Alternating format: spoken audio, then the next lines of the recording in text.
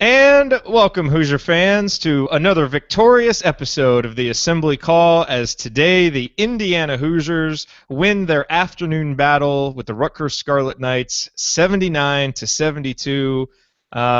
It wasn't pretty. I don't think it's going to make anybody feel better about Indiana's chances as we move forward in Big Ten play, but it is a win. It is a road win, and the Hoosiers avoid disaster and move to 1-0 in the conference. And we'll be here to break it all down for you on this episode of the Assembly Call. I am your host, Jared Morris. I'll be joined momentarily by my co-hosts, Andy Bottoms and Ryan Phillips, to talk about this IU performance. And we'll start the show off today, as we always do, with the banner moment.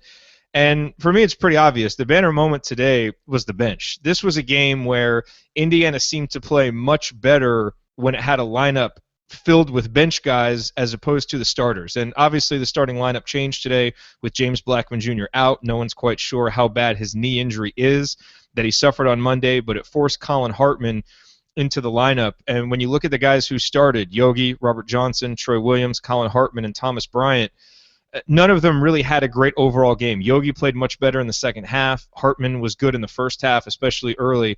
But Troy, Robert Johnson, and Thomas Bryant, the three of those guys may have had their worst games of the season all today. But fortunately, waiting in the wings, coming off of the bench, was Max better than advertised Bielfeldt.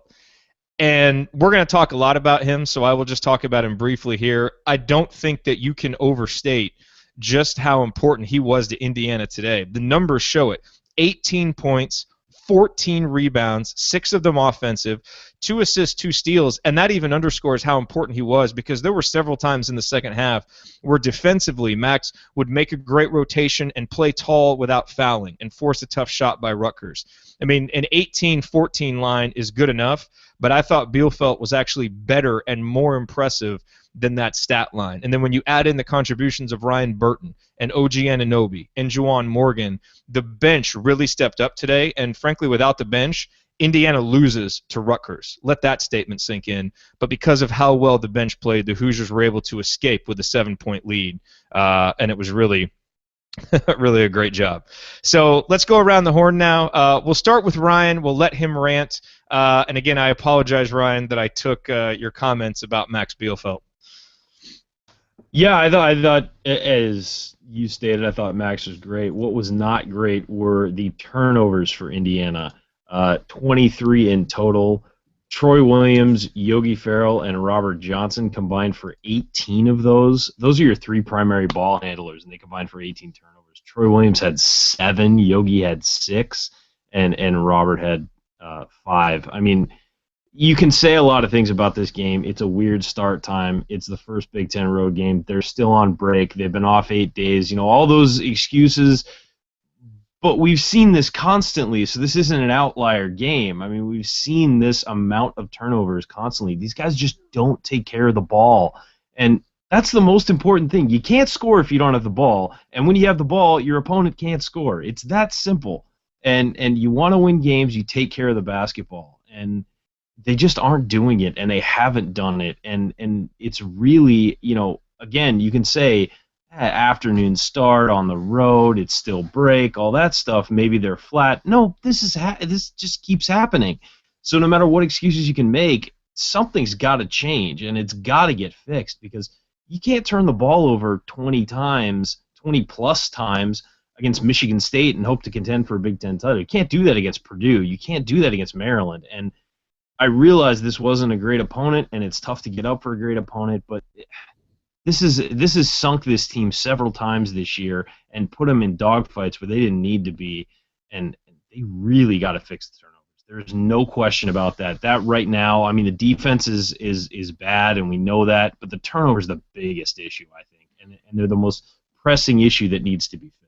Yeah, we saw some slivers of hope with the turnovers seeming to improve, but 31.5% turnover rate your first Big Ten game is just awful and unacceptable. Andy, your bottom's line on today's Indiana performance. Yeah, I mean, it's not really that much different from what you guys said. Rutgers came into the game ranked 261st in defensive turnover percentage, forcing 17 turnovers on 17% of the opponent's possessions. And IU almost doubled that today against a team that is terrible offensively and really isn't much better defensively and shows up lower in the adjusted defensive rankings on Pomeroy than IU does. Just thought it was a lackluster, is probably putting it mildly, performance from most everybody. The turnovers, as Ryan said, particularly from those three guys, was concerning. The fact that they gave up a lot of layups that Rutgers ended up missing. Craig Robinson attributed that to good defense initially when they only had 24 points late in the first half, but then by halftime was talking about the missed layups. I mean, Rutgers got and missed a ton of layups, and some of those were challenged. I do give, every missed layup isn't equal, but there were a lot of chances for Rutgers to make shots that would have been and could have been the difference in this game. So the same things that we have continued to be concerned about, those questions were certainly not answered today in what was a really sloppy performance at times. And there were cases, again, where it felt like, everybody saw a few people debating on Twitter, like what game it was most like. Is it like Wake Forest? Is it like St. John's, where they had chances to really pull away and put the game away? They were up 30-18, about 7 minutes left in the first half.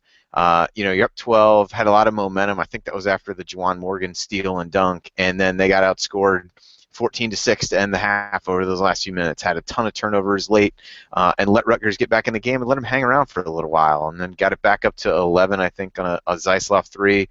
Got back to within 6 or 5 at one point, and just it feels like a broken record, the same stuff that we continue, talking about, and they don't get better. And so, for as much as everybody said this beginning of this Big Ten schedule lines up well for IU, if this is how you're going to play, the opponent is irrelevant, because Rutgers is by far the worst team in the Big Ten when you look at any set of, of ratings. Minnesota is probably in that mix a little bit as well, but if you can't play better than you did against a team like Rutgers today, then I think we all have a reason to be concerned. So not trying to put too much stock in one game, but the same issues that we saw against other poor teams certainly reared their head today. Yeah, I mean, right after the game, Heather said to me, well, at least it's a win. And, I mean, that is true, and you never want to take a win on the road in the Big Ten for granted.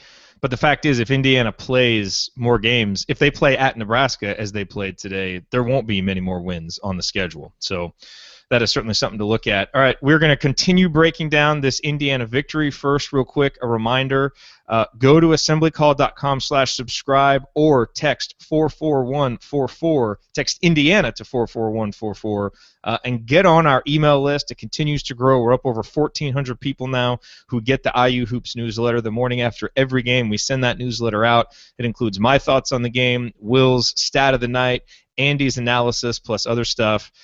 Just helps you, as you go through the season, put every win, every loss in context, and just find out a little bit more about the team as we go inside the numbers. And again, it's assemblycall.com/subscribe or text Indiana to 44144. All right, well, the Hoosiers won 79-72. You are listening to or watching the Assembly Call. And Ryan, let me go to you with this first. Obviously the big storyline before the game was James Blackman Jr. is out. And so you look at Indiana's performance, they only score 79 points, only 1.08 points per possession, so not a vintage IU offensive performance. And certainly for someone who perhaps hasn't watched a lot of Indiana basketball and just listened to the announcers, you would think that it was the, missing James Blackman Jr. caused all of the offensive issues. But I'd like to put that to bed right now, because what caused the offensive issues were the turnovers. When you have your two leaders, your senior leader in Yogi Ferrell and your junior leader in Troy Williams, turn the ball over 13 times, and when their first half numbers are 7 points, 8 turnovers, and then you add to that Robert Johnson, who has been one of your steadier players all year, has 5 turnovers, 0 points, took a lot of long twos. That's just not Indiana's game. Do you attribute any of that to Blackman being out and it throwing guys off, or is this just a case of guys who are more experienced and who should know better just continuing to make really, really poor decisions with the ball, and there being no accountability? Yogi, to his credit, played better in the second half, but Troy really didn't pick it up at all, was making the same mistakes in the first minute that he was late in the game with zero accountability. Look, anytime you lose James Blackman Jr., it's going to hurt you offensively. I think that's fair to say. I don't think IU's issues today came as a result of that. I mean, it's not like he was being replaced by a true freshman who had never played before. He's being replaced by Colin Hartman, who actually came out of the gate and played pretty well, and I thought played pretty well defensively during the game. His offense kind of disappeared in the second half, but that's not really his game. But I think a big part of today was, first of all, the reliable guys weren't scoring the way they usually do. I mean, Zeisloft was 1 of 6 from 3. Farrell was 1 of 5 from 3. Robert Johnson's been very effective this year from downtown. He was 0 of 3. So you got those guys all missing shots, but the thing is, we ended up, Indiana ended up 10 of 24 from 3 because, Anunoby hit 2, Ryan Burton hit 2, Hartman hit 3 of 3. So the percentages look good, but when you look at the guys who you rely on to hit those consistently, they were not hitting, and a lot of them were good shots too, wide open looks off a driving kick, things like that. And so I think that's part of it. I think also the driving lanes were wide open for Indiana today, and I thought they settled for too many 3-pointers. Yeah, they hit 41%, 10 of 24, but they didn't take advantage of the fact that they could really drive at Rutgers consistently, and just I thought at times fell in love with jump shots, fell in love with a lot of dribbling side to side instead of going north and south, getting to the hoop. So I think that was really more the issue. And then the turnovers. Yeah, anytime you turn the ball over that much, you're going to get out of rhythm. I mean, just when this team, it seemed like they'd get on a roll, they'd turn the ball over. And then this team is streaky with turnovers. You'll see them turn the ball over 5 times in 2 minutes. I mean, it's almost impressive how often they turn the ball over sometimes. But they'll go for long stretches playing really good offense, and then they'll turn the ball over on a bunch of possessions in a row and let the opponent back into it. We've seen it all year, and it needs to change. If you turn the ball over once, come back down, get a solid offensive possession, calm down. Even if you don't get points, don't just give the ball away. All right, so then let me ask you this. So then how is it going to change? And Andy, I'll bring you in on this. I mean, if guys aren't put on the bench when they continue turning the ball over and continue making bad decisions, especially on a day like today, and really as we've seen over the past few weeks where the bench is playing well. I mean, OG Anunoby, I thought played terrific today. 8 points, 7 boards, 4 of them offensive. He had a couple of steals. Like, he played really well. Didn't turn the ball over once. Now, he was rewarded by playing 15 minutes, which is among the most that he's played, but I can't help but feeling that he should have played more. Juwan Morgan, I thought played really well in the first half, didn't do as much in the second half, but only got 6 minutes. Andy, and I feel it is a bit of a broken record because we keep talking about it, but why isn't the bench being used more as a motivator, especially when the guys off the bench are playing well? Like, it's not like you should be afraid going to the bench. These guys are starting to play pretty consistently well. Yeah, I honestly have no idea. I mean, I tweeted this at the end of the game. Robert Johnson was out there, and I've been as much of a Robert Johnson supporter as anybody. He had no business being on the floor at the end of the game based on how he had played, and they turned the ball over. In those last couple of minutes. Troy the same way. I mean, he continued to try to force things where there wasn't anything there. His last turnover where he gets a nice, I think it was a rebound or somebody kicked it into him, and he turns to the baseline. There's no room. The guy's standing on the baseline that you're guarding. You're not going to get around him and you lose the ball. And it's dumbfounding to me that, especially as you said, in a situation where these guys have played well. Mentioned it in the write-up that I did on the non-conference lineup stuff, how well Anunoby had played in the last few games, and continued that today. Morgan, I think the injury has limited him a little bit at times, but he's looked good in limited action. I was actually surprised that Harrison Diego didn't play more today, especially with Blackman out. You really only had 3 true guards, and at one point Yogi was in there as one guard, but then the other players were all maybe Burton or Hartman is the 2 guard, or Troy at that time with one of the lineups that was out there. But because Zeisloft, he made a couple threes there, but other than that, I didn't think it was one of his better games either. But I don't really understand it, and I know the bench is a bit shorter with Blackman out of there, but certainly, in Troy's case, there were a number of guys that you could have put in for him and set him down for a while, which I feel like happened, but then he came right back in the game and made the same mistakes and then take him back out. So I don't want to say that it wasn't used at all, but it just seemed like, well, okay, we did it once, you're going to go back in, and if you continue to do that, then, we'll just, go back at it the other way. I definitely think those guys have earned minutes, OG in particular. And I would much rather see, he got I think 3 offensive rebounds in the same possession, ended up missing a couple layups, and may have made a turnover after another offensive rebound. I would much rather have those kinds of turnovers where you're making effort plays and you're trying to do something than to see you repeatedly try to drive through 3 guys after you've lost the ball. And so, Williams at this point, I think somebody just tweeted out 24 turnovers compared to 14 assists in his last 5 games. And somebody. I think it was Dave Novak on Twitter said Rutgers wasn't concerned at all on the pick and roll situations when Troy had the ball in his hands. He's trying to dribble through double teams. They didn't even consider the possibility that he was going to pass to anyone. And I think that it continues to be a struggle, and there's just a lot to be said for awareness and focus. And some of these guys just don't have it right now. So if they don't have it, you better find somebody that does, or you're going to find yourself losing. You're going to find yourself losing these winnable games in the Big Ten to a team like Rutgers that is just awful. Mm-hmm. And that's why it was hard for me to predict Indiana to do any better than 11-7 in the conference. Obviously, they escaped with the win today, but these are the kinds of performances that scare you. Are we going to lose against Minnesota or a Penn State? Because, again, Rutgers makes a couple of those shots that they missed. This is a much different ball game. And, Andy, you mentioned, and let me play devil's advocate here for just a second.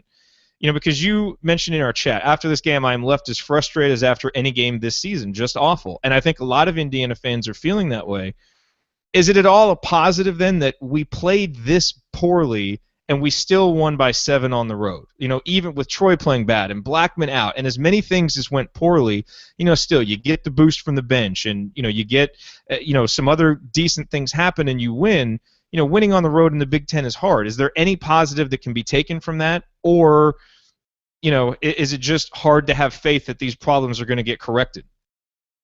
I guess I fall more into the latter. If this happens at Illinois or something like that, I think it's a different answer. It's a little bit better team. It's a tougher place to play. I mean, you had people talking about before the game there were more IU fans than Rutgers fans. So you can call it a road game in a scenario where the other team's fans really didn't seem to care a great deal about it. So I think that takes a little bit of the shine off of the road component of it. But I think it's really hard to understate how bad Rutgers is. And you watching the first few minutes of those, some of the shots they took, it was like, well, no wonder they're almost 300th in offensive efficiency. And I thought back to listening to you guys on Podcast on the Brink, try to figure out, like, well, I think they're going to get 2 wins, but I don't know where they come from. I mean, this team is awful.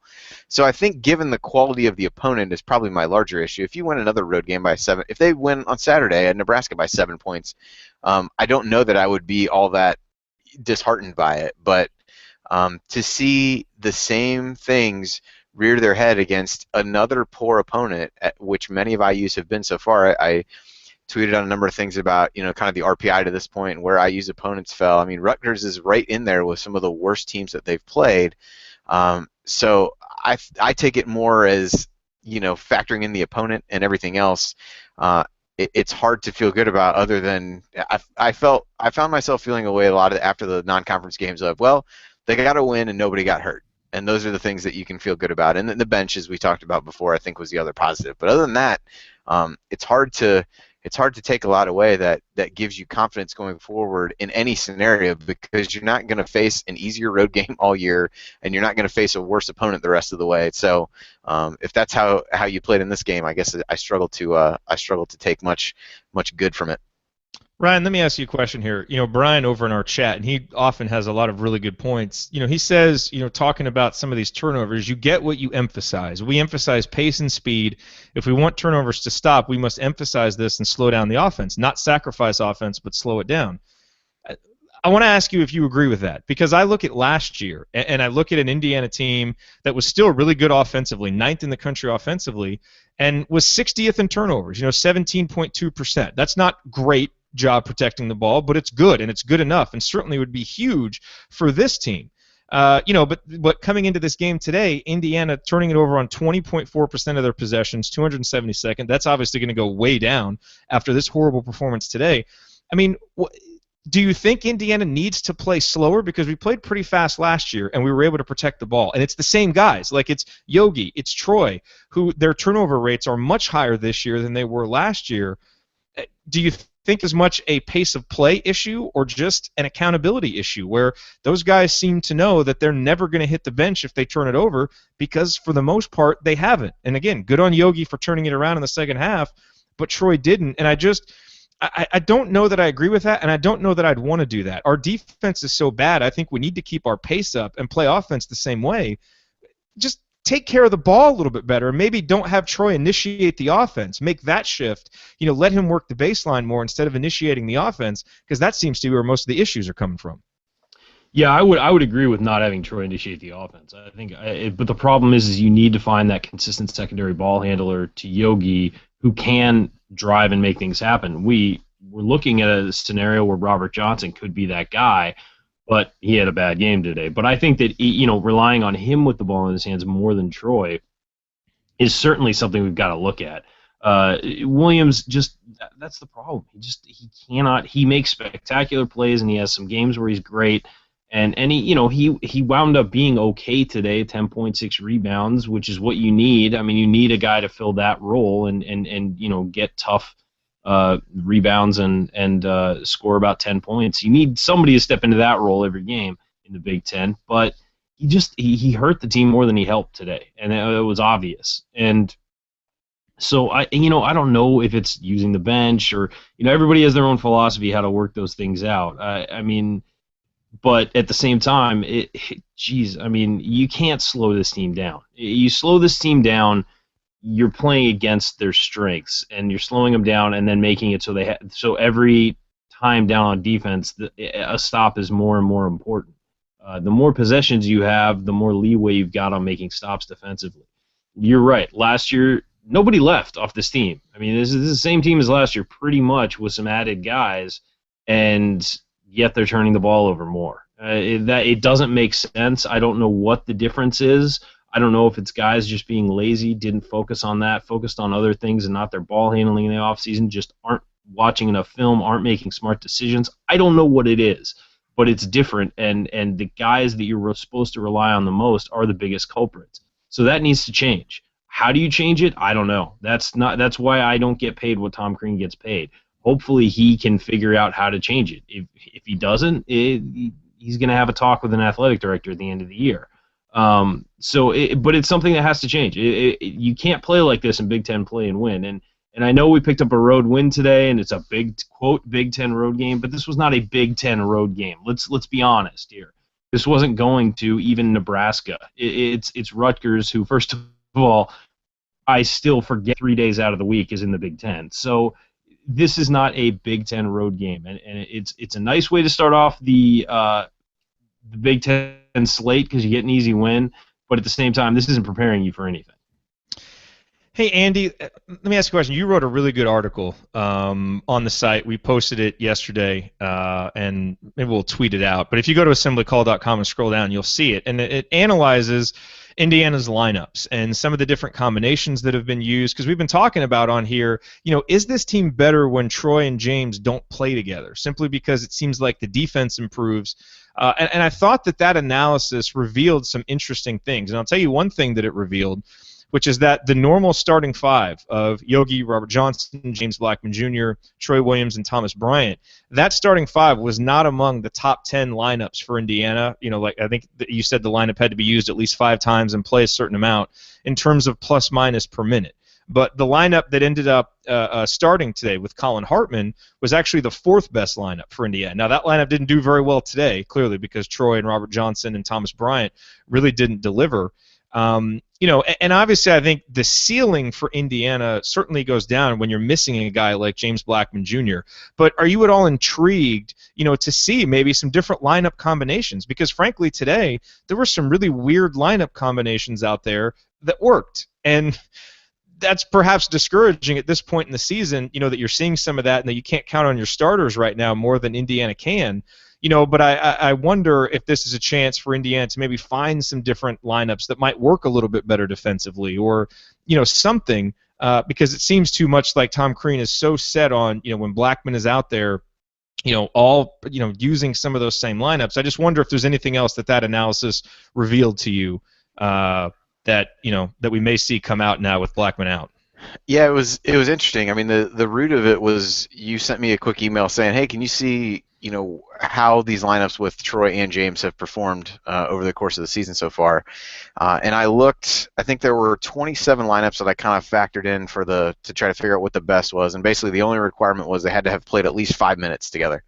And so we did that. Troy and James had played together in 9 of the 27 lineups that qualified for that, and only one of those 9 were among the top 10 in terms of like a plus minus per minute, is the way I tried to rank them. So I thought that was definitely interesting. I think in many ways backed up what we probably felt internally without having seen data to back it up. And I think that'll be interesting to see how that is. I mean, obviously we don't know yet how long he'll be out. That was one of the things I was curious to see today, whether they'd really be able to have some good stretches, and I guess it remains to be seen. Certainly the starters, with Bryant only playing 6 minutes, did not really get to see what that group would do together as a whole very much. But I will be interested to see, and I think that's where some of the bench guys come in. We looked at individually guys on a plus minus per minute. Bielfeldt and Hartman vaulted into the top 3.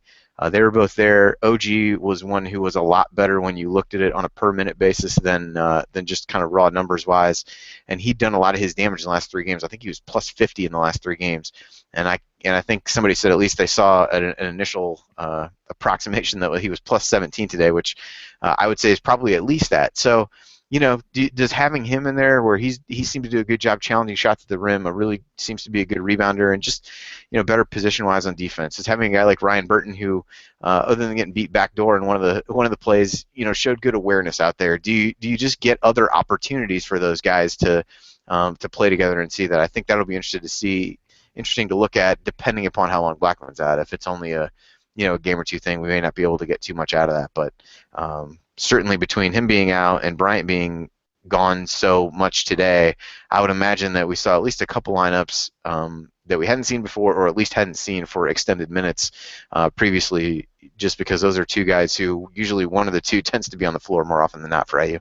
And I mean, and what do you do? Because look, for Indiana to reach its potential, it needs its most athletically gifted players to be playing well. Guys like Troy, guys like James Blackman Jr., Robert Johnson. And you want to get the more fundamentally sound guys like a Ryan Burton in there, especially when he earns it today, making a couple of 3-pointers. He had a great defensive possession where he got that steal, Andy, and you tweeted about how his focus and attentiveness got that for him, and it made up for whatever he lacked athletically. But how do you balance, wanting to give those guys time, but that in the long run, you're not going to win a lot of games with Ryan Burton playing 25 minutes. He's a guy who can come in, provide a spark like he did today, not a long-term solution. Now, maybe OG Anunoby, who has, more athletic talent, as he gets, more comfortable out there and can provide some scoring like he did today, maybe he can. But where do you kind of draw that line between, that to, become a Sweet 16 or Elite 8 team and compete for a Big Ten title, you've got to have Troy playing really well.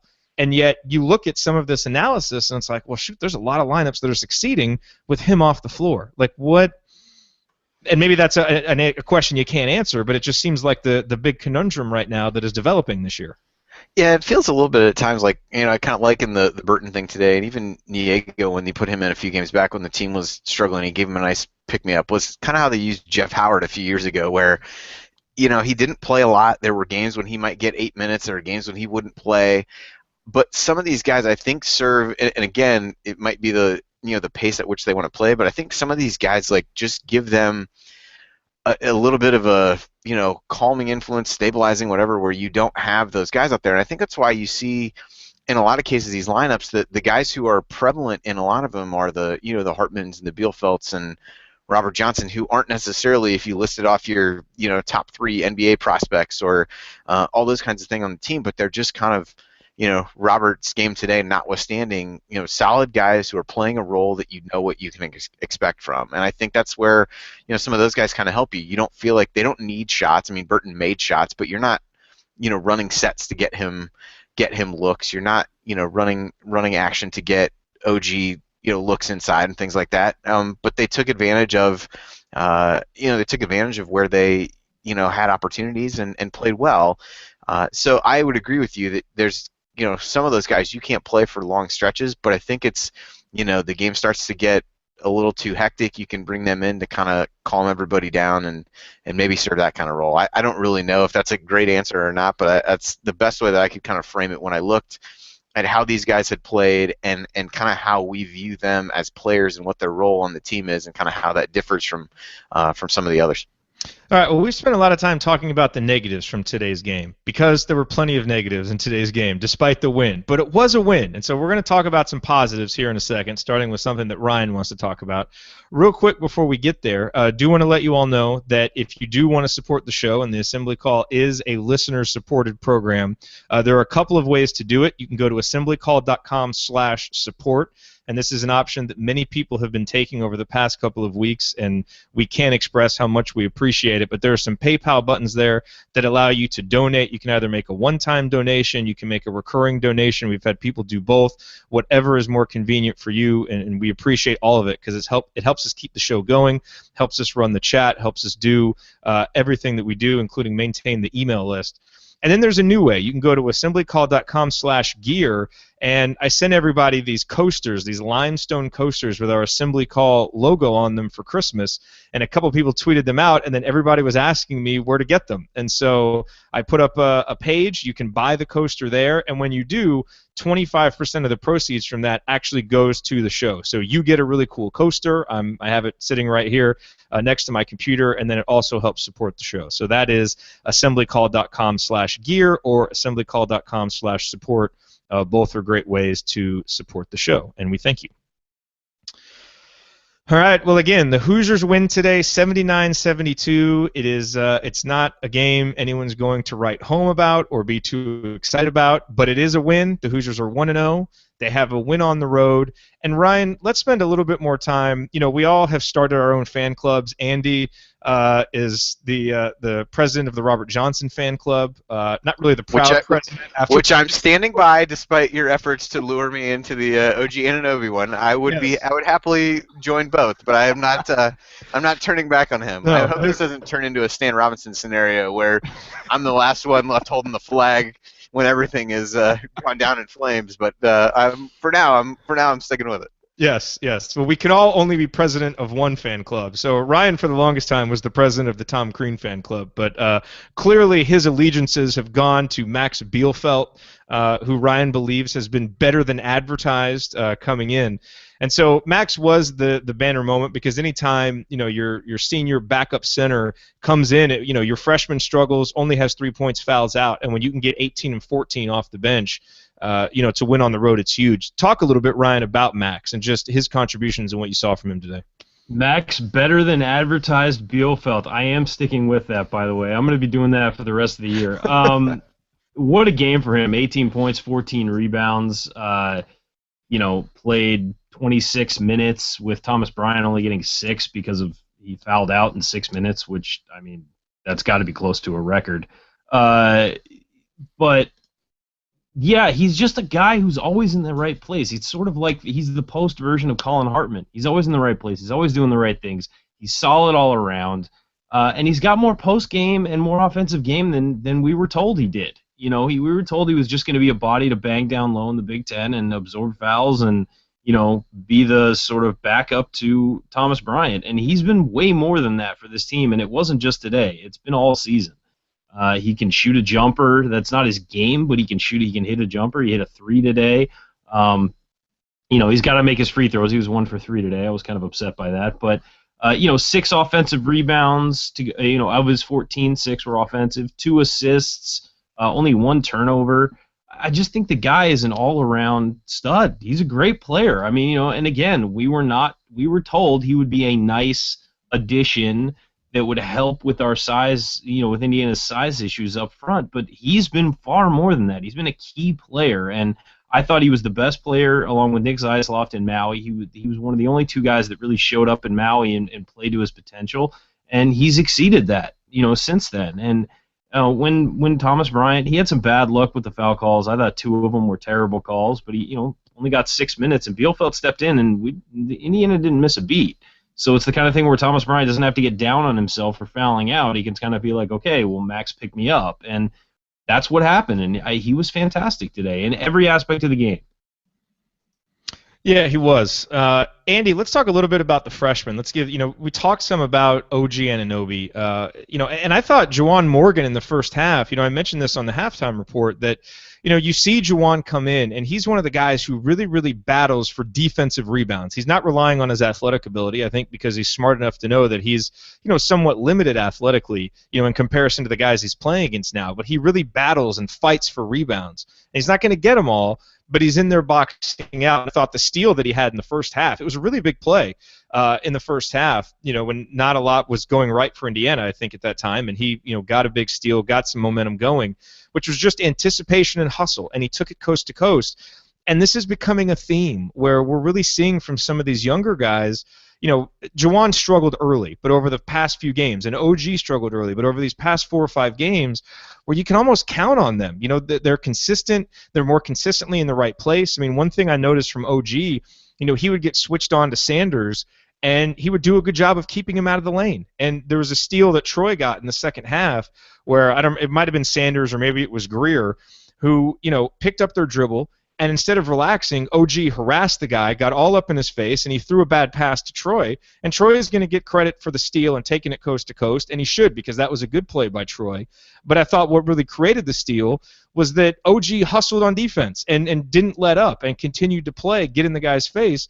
And it's amazing how much more difficult dribbling and passing are when you've got a guy kind of frenetically in your face, waving their arms, getting at it. And we're seeing that from those guys. Anything else jump out to you from either OG or Juwan today? Yeah, I think we've talked before about those guys always seem to be in a stance and in the right spot, and they're going to make freshman mistakes. I think that is something that you have to expect from them. Although I did learn today that once sophomores are sophomores, then they're sophomores, or something to that effect was said on the broadcast. But yeah, you need to be careful. The Secret Service is going to have a sniper on you for. That's probably true. I'd say after today, it seems that there's almost no way that guy didn't get a college basketball job because he was Obama's brother-in-law. But I'm just saying. You could probably argue the same thing for his job at ESPN now. That's the only way that Andy Katz could continue doing like the president's picks on there was if they brought him on. Anyway, so before I conservative sports talk radio from Andy Bottoms. Before I get in too much trouble,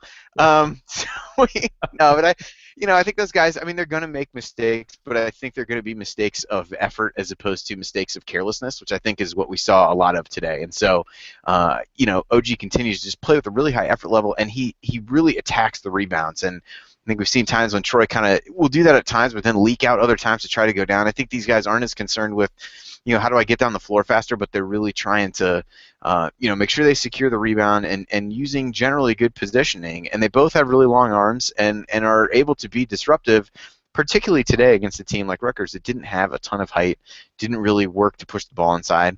Are they going to be great matchups when you go up against, big guys like Purdue has or Michigan State? Maybe not, but I think their activity level can make up for a few things that maybe they don't have in those matchups, and just trying to be in the right spot. So I've been, particularly with Anunoby, I think Morgan's been hard for him with, a couple, injuries here and there to really get enough minutes for people to get a good look at him and see what he might become.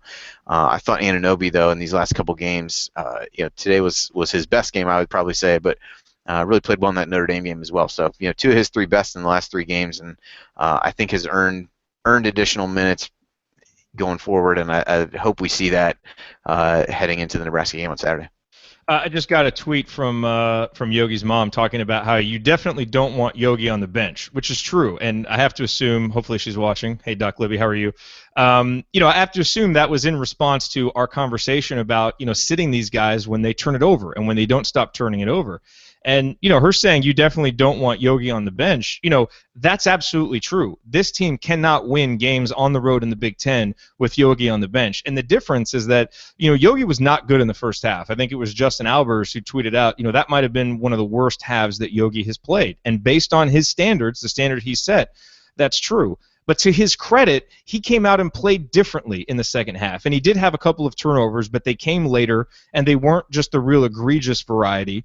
But again, he was solid down the stretch, making free throws, finished with 20 points, had assists, and I thought did a much better job of leading this team in the second half, which is what you need. Now, we would like to see him put together back-to-back halves because we know he's capable of it. But Ryan, would love for you to just discuss Yogi a little bit. Just what you saw in terms of the differences between the first and second half, and how important is it for him to play like he did in the second half, but to do that for 40 minutes, because most opponents won't be as forgiving as Rutgers when Yogi and Troy, play as poorly as they did in the first half. Well, our good pal Doc Libby is right. You do not want Yogi on the bench with this team, especially given how the other guys are handling the ball, extremely poorly. But Yogi, I mean, it was a tale of two halves, and I don't think that he's a guy you can judge half to half. You've got to see what the end result is, because he clearly came out of the second half on fire mentally. He was ready to go, and he was ready to do some things. And 20 points, 7 assists, which were huge. 3 rebounds, 2 steals. He did have the 6 turnovers, but I think 4 of those were in the first half, maybe 5. I think 4. So he was much better in the second half. The one area of concern was he was 1 of 5 from 3, and he got good looks too. Like I said earlier, a few of these guys were getting really good looks, are reliable 3-point shooters. Zaislav was 1 of 6, and if he's open, he's going to knock it down almost every time, at least something like 80% of the time. If he gets a clean look, he's knocking it down. And so they were just off today, and the other guys picked up the slack by hitting some threes unexpectedly. But Yogi really struggled with that, and I'm not sure what it was. I don't know if it was a layoff or what, but he's a guy you cannot have out of the game. He's too valuable to this team. And even when he's struggling, he's a guy you want to let work through the struggles, whereas a guy like Troy, you almost just want to yank him off the floor, and maybe that will get through to him. But Yogi, I think, is a guy who knows when he's not playing well and knows what he needs to do to fix it. With Troy or someone, I guess, yeah, I would use Troy as the example. I'm not sure he knows what to do and what he needs to do to get better. Yeah, speaking of another guy, who we wonder if he knows what he needs to do to get better because he's a young guy, is Thomas Bryant, Andy. And let's talk a little bit about him. This obviously wasn't a great performance from Thomas, in large part because he just wasn't on the floor. I thought he made a few nice plays when he was on the floor, but he fouled out, and he played, according to the box score I'm looking at, 6 minutes. And that it wasn't 6 minutes because Crean was sitting him on the bench for anything punitive. It was simply because he got 2 fouls early, came back in, picked up another one, and then picked up 2 quick ones in the second half. And, we've been worried about him getting in early foul trouble, but we've seen in games like the Notre Dame game, he can get 2 early fouls and then come back and play really, really well. So I wasn't too concerned when he got the 2 early fouls, but obviously the problems just compounded, and, the fouls themselves were debatable. But Andy, would love for you to talk real quick about Thomas, and then there's a great conversation going on in our chat over at assemblycall.com/live talking about the starting lineup, and especially when you see Max play like he did today, would you consider starting Max over Thomas Bryant? Maybe letting Thomas, kind of just see how the game is going and maybe alleviate that potential pressure of him getting those 2 quick fouls, whereas you would expect a senior like Bielfeldt to be able to play smarter, not get himself in such early foul trouble. Yeah, it's interesting. I mean, as for Bryant within this game, it just felt like after he got the first couple fouls, then he came back in with 2 fouls. Immediately, they put him in a ball screen situation, and he kind of just left a wide open lane to the basket. He hedged out, but he wasn't close enough to anybody, so the guy could just turn the corner and get right to the basket. So it just felt like he was just trying to, I don't want to get too close to anybody to make a foul. Ended up committing a foul, a minute or 2 later. His 3rd foul came when he really closed out too hard on a guy, or his 4th foul came when he closed out too hard on a quick run out to a guy who was ready to take a mid-range jump shot. That if the guy's going to take that, let him take it, and then the guy puts the ball on the floor and he can't move his feet fast enough to get in front of him. And then the last one I thought was definitely ticky-tack, although it just seemed like he was too afraid to go after the rebound, that he was just trying to rely on blocking the guy out and keeping the other guy away from it. So that, they were ticky-tack in some ways, but I think they were, partly the result of him being a bit tentative when he was back in there with those fouls. And against a team like Rutgers, it really doesn't have a lot of size. One of their big guys ended up taking 11 shots, but I think a lot of those were like mid-range turnaround fall-away shots. They really weren't, maybe because their guards were too busy jacking up shots. They weren't really running a lot of stuff to, get guys the ball inside. So I think it does give you pause as you start to think about the Big Ten and some of these other teams that are really going to attack him in a way that I don't even think Rutgers had to today. He got those couple fouls so early.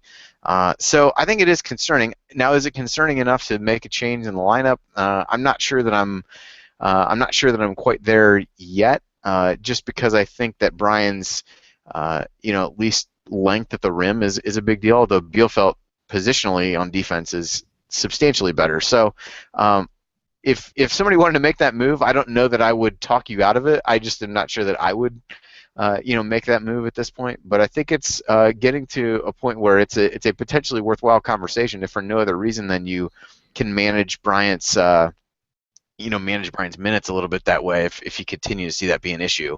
So to me, I wouldn't pull the trigger on that one yet, but I think it's something you have to start thinking about because you've got to figure out ways to get him in the flow a little bit more of the game because it was, really, it was just a kind of a lost game for him. Now, hopefully, he just gets it out of his system against a team like Rutgers and we move on and he starts to build on that. But I think in the same way that I talked about, you're going to have freshman moments from the other guys. I think this was definitely his today. And Ryan, I was going to say, I don't think you should take him out of the starting lineup. I think that, honestly, right now, Bielfeldt looks really comfortable coming in off the bench. Even if you bring him in after 2 minutes, you're still giving Bryant the start. I think mentally for a freshman, that's a big deal to lose your starting job or something like that, unless you're injured or have another problem. That's like a big deal to a freshman, and I think that might affect him. We don't want him to go into a shell. You want him to keep being the guy he is. The talk about this should be, hey, it's one game, it's over, forget about it. It was just a wasted game. I thought some of the fouls were pretty ticky-tack, but, you're on the road, you're not going to get calls, you're a freshman. I don't care what your name is or how high you are on draft boards, you're not going to get calls. So I think that was more had to do with just not getting in the flow, only having 6 minutes. I mean, you really can't make a judgment about his game. It was just a lost game for him. But I don't think that we should jump to, talking about him losing his starting spot. It was a bad game. Guys have bad games, especially freshmen. Move on, see how he does against Nebraska. If this is a pattern that continues, of course you've got to look at it because you can't have your big man fouling out that quickly. But it was one game. Hopefully he'll bounce back and be better for it. He'll learn something. Yeah, and it came on the heels of 2 of his best games of the season. So I agree. No reason to overreact. All right, real quick. You guys want to feel old? All right, number 1, Tiger Woods is 40.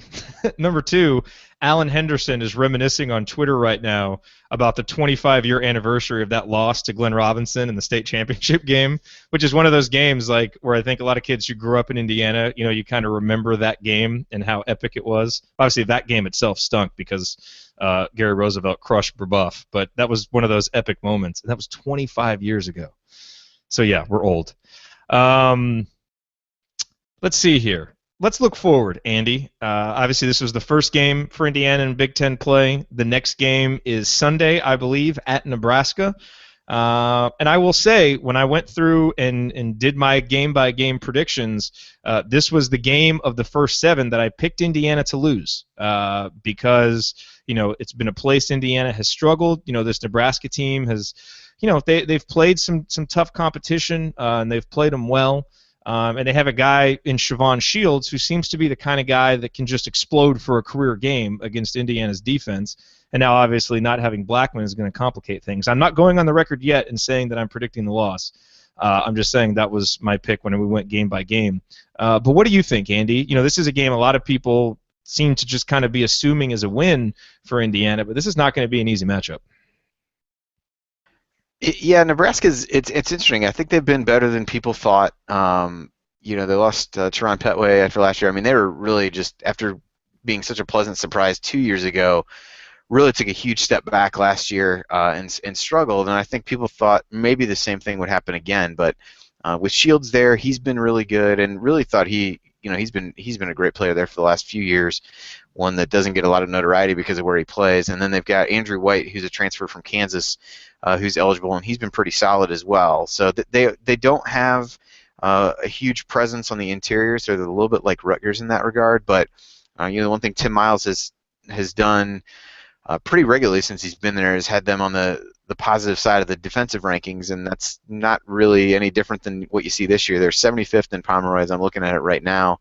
Really do almost everything well. The only place they really struggle is with putting other teams on the free throw line, potentially just being too aggressive. But they've forced a lot of turnovers. They're 78th in turnover percentage, which probably is going to leave everybody in a cold sweat after today. They've prevented offensive rebounds really well and done well limiting both 2 and 3-point shooting. Now that being said, they've lost to any good team that they've played.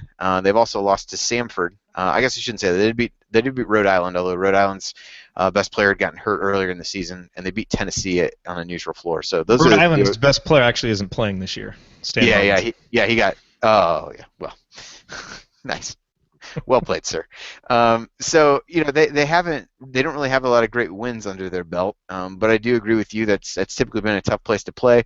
Not sure what that looks like in terms of will students be back and some of those kinds of concerns that you may not have to deal with depending upon when classes start back there. So that may be a bullet that IU dodges there, I suppose. But they've been really good defensively, haven't been nearly as good on the offensive end, have turned the ball over a lot, which is not necessarily something IU's excelled at, but they've done a really good job in the offensive glass. So I think rebounding is going to be extremely important, and how IU defends those two players with Shields and Green will be a big deal. So they get their Big Ten season started off later today. They play at home against Northwestern, so that should be a pretty evenly matched game, and maybe a chance for people to see a little bit of them and get an idea what to expect. But I think they're definitely a large step up from Rutgers, I would say, just in terms of fundamentals. And I don't think you'll see some of the same terrible shot selection and things like that from Nebraska, and you'll see a lot better defense. So it should be a challenge. Again, you want to hope that IU's gotten some of the bad stuff out of the system and move forward from there. But we'll be interested to see how IU responds. That game is actually on Saturday at 4. I just looked that up as well while we were on here. So Saturday at 4 in Lincoln. Hopefully IU can come away with 2 road wins under its belt to start the conference season, and hopefully play a heck of a lot better than they did today. Yeah, and Brian F. in our chat, good point, says that I'd argue IU might have played one of its best games of the Big Ten season last year at Nebraska, one of the few games where I thought IU toughed out a victory. And that's true, because I was afraid of that game last year, and the Hoosiers started out 1-0 with a win, and that was kind of the beginning of a nice start to Big Ten play for Indiana. So, Andy, Ryan, get your picks, because we have to go on record for the first time with our picks, and then we'll do last call in just a minute. Another quick reminder, text Indiana to 44144, or go to assemblycall.com/subscribe. And one reason to do that right now is because we're going to be sending out instructions for our annual Big Ten Pick'em. We didn't do it today. We figured most people were going to pick Indiana over Rutgers. Didn't assume the game was going to be quite this close. But we're going to start that before the Nebraska game. It'll be like last year. Pick every Indiana Big Ten game. Will's going to be keeping track of it, and we'll have some cool gear to send the winner at the end of the season, so you want to make sure that you do that. So again, 44144, text Indiana to 44144, then just supply your email address, and you will be on that list. Or go to assemblycall.com/subscribe, get on the list, and not only will you get our post-game emails, but you'll get information about the pick'em when we start it. All right, well, the Hoosiers won 79-72 today over Nebraska. We are getting ready to wrap this up. We have our picks, and then we have last call. So let's go around real quick and go on the record with who we think is going to win. Andy, you first. Does Indiana get it done at Nebraska? Man, I would have said this with a lot more confidence before watching today's game. If you'd asked me this about 12:30, I would have said this with much more confidence. But I'm gonna pick IU. I think hopefully getting this game out of their system will be a positive. And as negative as I was about it, I think this is a game this team needs to win if they're going to get to where we hope they can in the Big Ten play. Because I fear that a loss could get things going down a spiral that we don't want to go down. So I'm gonna take IU in a close one.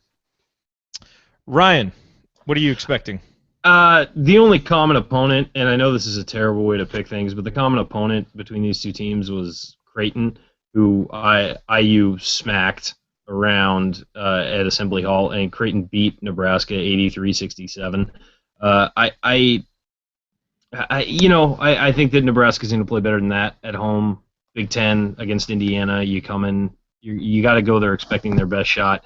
But I just think that Indiana's going to pull it out. I think they'll play better than they did today. I think that the guys that we rely upon, Yogi, Troy, Robert Johnson, I think those guys will play better. I think Thomas Bryant will have a good game because I don't see much resistance from Nebraska's front line. And I think Bielfeldt's play is going to continue. So I think that those 5 guys, the rest of the guys, you just get normal contributions from. Those 5 guys will step up and play better, and I think that'll lead to a Hoosiers win.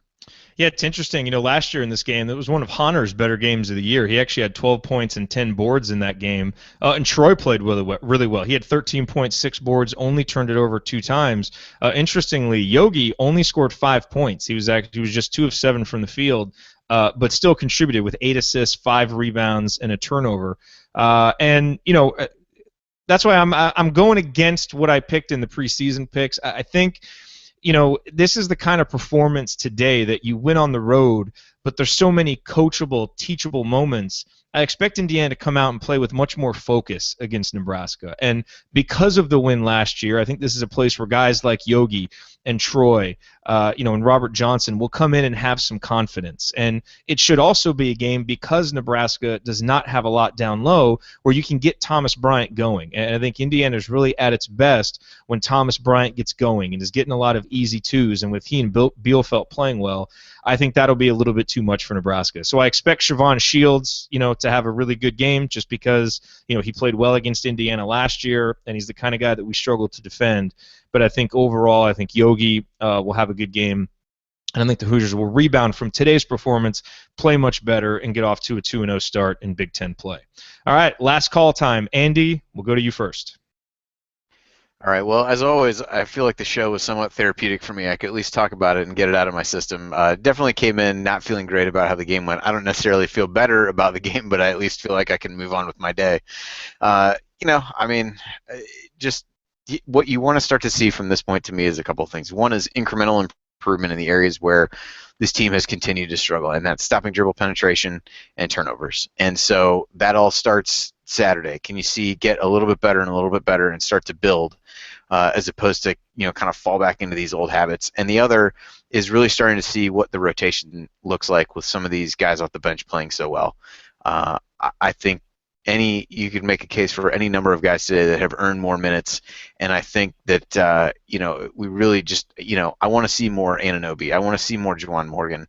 I'm glad that the Blackman thing gives Hartman a chance to be in the starting lineup again. I thought he played really well at the beginning of the game. Didn't really do a ton offensively late, but thought he played well. And you just want to see the right things reinforced as these guys go through the season and we move forward. So those are at least a couple things that I'm going to be watching on Saturday's game and what will hopefully be a win. So and as I noted in our chat, just to leave on a positive note, if you count deflections, which we know that Tom Crean does, mentioned in the post game that Bielfeldt ended up with a triple double because he had 11 deflections. So not sure if that will go down in the IU media guide as a triple double of any kind going forward, but we do have that to hang our hat on. But I think all kidding about the deflections aside, I thought Max was by far the player of the game. Really put the team on his back and was the reason they won the game today. So a great game from him, and certainly another guy that I would not talk you out of wanting to see him play more minutes either.